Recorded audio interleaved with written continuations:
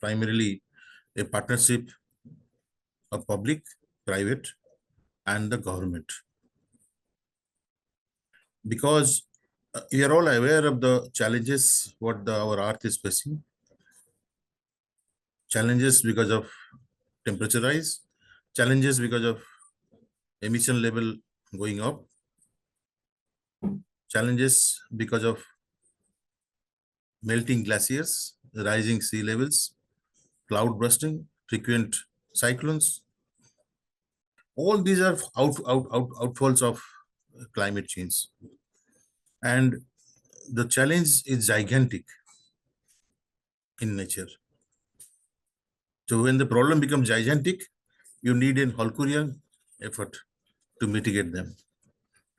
So let us understand at the beginning of the presentation itself that mitigation is only possible through mass participation by public and people. So sustainable energy management is everybody's responsibility. Nobody can stay aloof and say that, no, this is none of my concern and I cannot be a part of it. So this fundamental understanding has to be there in everybody's mind that yes, it is everyone's responsibility, because transition to green energy is an investment in our future. Having said that, as I talk of participation by people, there are 3 P's normally that is referred to in sustainable energy management: power, people, and planet. Power means empowering the global communities with a clean and affordable renewable energy. That is what we all are aiming for. That can only be achievable by tripling the renewable energy generation by 2030. That is primarily the first milestone what India has decided on. Second P in the 3 P's is people, collective human ability to act and protect our planet, which will eventually lead to just energy transition, driving economic growth, creating jobs, equity, and improving health. In this entire journey from a fossil-based economy to a non-fossil-based economy, we call it energy transition. So tomorrow, if we are aiming for a non-fossil-based energy generation, this energy transition has to be just and equitable without compromising on the livelihoods of the people who are presently dependent on coal-based, primarily coal-based or gas-based or any other fossil-based technology for that matter. The 3 P, which is more the ultimate thing, that is the planet. So we are there to protect the planet's ecosystem, rapid deployment of renewable energy to combat the climate changes, preservation of biodiversity, and protect the ecosystems. So the 3 P's are the fundamental things in our entire journey of sustainable energy management. As I said earlier, the sustainable energy management is everybody's responsibility, but that becomes no one's responsibility. If you feel that everybody is responsible for everything, then that becomes nobody's responsibility, and eventually we face the burden.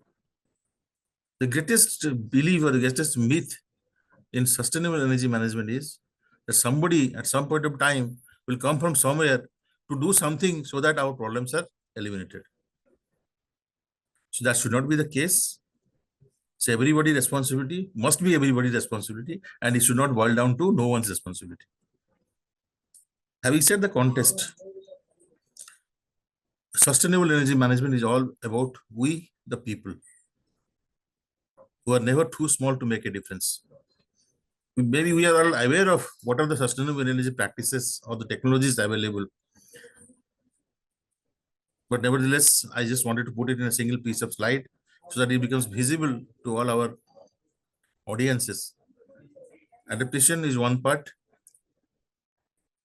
I mean, the reduction of carbon footprint by switching over to public transport or bike or walking, that is one part.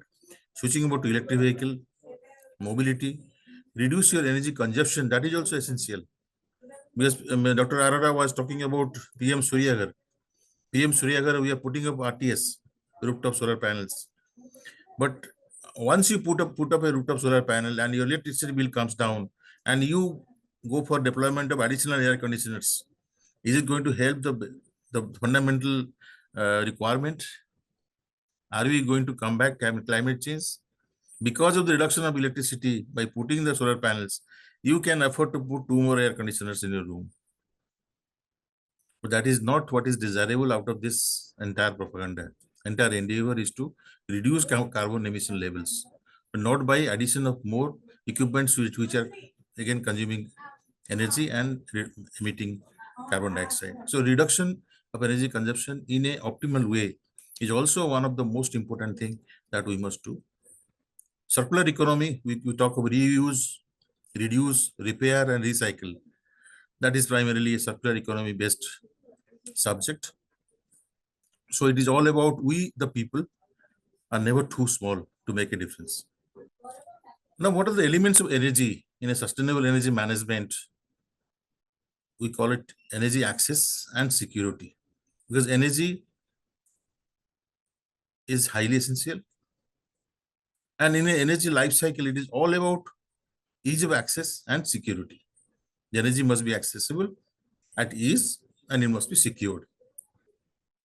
So in our entire process of decarbonizing the sector or emerging to a non-RE, RE kind of scenario, we have 3 Ds in hand. One is decarbonization, decentralization, and digitalization. The 3 Ds plays paramount importance in our march towards a net zero achievement.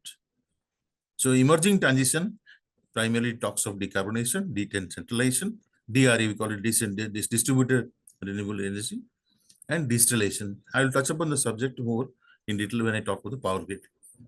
And affordability also, because just energy transition without compromising on the livelihood, as I was mentioning, this just energy transition has to be just without compromising on the livelihoods of millions of people who are involved in coal sector.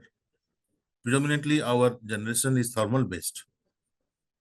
So their livelihood should not be at a question. How they can be migrated through proper skilling, upskilling, reskilling their existing skills so that the transition is just. Most important thing is also about the reliability. We talk of RE, but it must be reliable. That is where the question of flexible and dynamic grid operations come into the picture. The resilient grid infrastructure also comes into the picture with the uncertainties of RE. The reliability factor cannot be ignored or cannot be compromised on. Slightly, if I expand the subject more about the resilient power grid infrastructure, decarbonization is our fundamental aim. How do you decarbonize? Whatever you produce, there must be lesser emission of carbon dioxide, because the steel or the metals, whatever you produce, they are highly polluting in nature.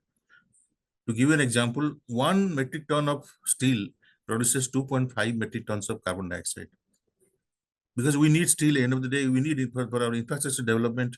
We need steel, we need aluminum, we need all these metals, but they are also highly polluting. So thereby decarbonization also aims at low carbon energy sources like RE and improving energy efficiency. That is what fundamentally we mean by decarbonization of the sector. Then decentralization, shifting away from large few centralized power plants towards more distributed energy system. That is also part of the mission actually. Even the RTS scheme, PM Surya Ghar scheme is also a kind of a DRE, distributed RE kind of a source, wherein the generation and the consumption happens at the same place. It doesn't have to travel through the transmission lines or the power evacuation arrangements for a longer distance, thereby increasing your losses and other things. So decentralization is one of the most important things. Then, of course, last but not the least is digitalization. Using the technology and leveraging them for optimal energy system and improve efficiency and providing new energy services. This encompasses using of sensors, smart grids, digital infrastructure to monitor and manage energy production, transmission, and consumption. The 3 Ds plays very important role in a resilient power grid, starting from the approach till the solution. Sustainable energy management here I am talking of state-specific figures, because India is targeting around 500 gigawatt by 2030. That means doubling the present renewable energy generation. And Odisha is aiming to have 10 gigawatt by 2030, comprising of solar, wind, SHP, small hydro, PSP, and green hydrogen and green ammonia productions. This may not be very important in national point of view, but as state as a whole is geared up to make its own contribution in this gigantic task of achieving net zero by 2070. The government of Odisha has formulated certain schemes, certain policies, and certain incentives so that people are interested to put up the plants in the state. We are providing seamless single window facility for approval of all RE projects. 75% waiver in the state utility charges for 12 years. Capacity building through just energy transition of the workforce. Like I was mentioning, the livelihood at no cost would be compromised. So the workforce needs to be reskilled and upskilled so that this change in transition is just transition. 50% exemption on cost subsidies or charges for 12 years. That is part of the state policy. Zero registration cost on land and conversion charges. There is zero charges for the conversion. If you are willing to put up a renewable plant, there are no charges associated with the land conversion, land registration. Exemption of electricity duty. That has to happen when the consumption is happening inside the state. The generation and consumption has to happen in the state. Then only the exemption can be extended to them. Electricity duty exemption. This is a scenario of a flexible, resilient power grid infrastructure. There are RE sources on the left-hand corner. You can see there are RE sources like solar, wind, PSP, other things. And basic inherent issue is the intermittency, the unpredictableness of the generation. That is where the challenge lies in integrating the large-scale RE in the grid. Because if the sun shines, you get solar power. Sun doesn't shine, if there is a cloud cover, suddenly the output falls down. So you need to address those issues by suitable measures, right? So we call it, if you want to predict the future, create it today. If you want to predict the future, create it today, said by Abraham Lincoln, not by me. So if the predictiveness is highly essential, how do you predict it to this accurate possible level? How do you predict this unpredictableness of the RE sources? So there are gadgets and there are tools, AI and ML based tools nowadays, smart devices are available to further prediction of the generation. Because in a power system scenario, you need to schedule your power 24 hours ahead, and you need to give a 15 minutes block about your generation profile. If you're deviating from that, if you're generating more than what you have scheduled for, which is not required by the grid, then it is a free power to the state. The developer loses money. And if you do not inject the amount of power, whatever you have committed or whatever you have scheduled, then there is a penalty. So under injection, there is a penalty. Over injection, no gain. It is detrimental to the grid stability. And it is a free power. You don't get paid for that. So how do you predict using intelligent devices, using artificial intelligence, machine language learning of algorithms? You predict the future. Energy demand optimization and management primarily depends on how intelligently you are able to predict your generation pattern. To support that, to address the intermittency, ESS, energy storage systems, they play a pivotal role. The cost of batteries have come down. BSS in utility scales are nowadays available. Odisha, in fact, we are installing around 500 megawatt hour in 5 different locations. There are a number of PSPs coming up to support their water batteries, pumped hydro storage projects, basically to support the grid stability. And whenever there is no power, they can also support us with the peaking power support. After the sun sets, you have no power, but you can still discharge your batteries which have been charged during the daytime, so that you have a peak demand support infrastructure readily available through ESS, energy storage system. So this is a gamut of the entire story, that is starting from the generation to the consumption to addressing intermittency through smart gadgets to smart technologies, then provided with energy storage systems. So this makes the power grid more resilient, more flexible, and also in adapting large scale RE sources. Miles to go, but before you sleep. I've already covered this. What are the challenges for sustainable energy management, and what are the solutions? Also, I have already explained that challenges are intermittency of resources, distribution generation is one part, so that the generation and the consumption happen at the same time, at the same place. No need to travel for a bigger distance. Demand supply matching and frequency regulation is one of the challenges in large scale RE integration, which can be complemented by energy storage systems and demand response programs. Advanced forecasting.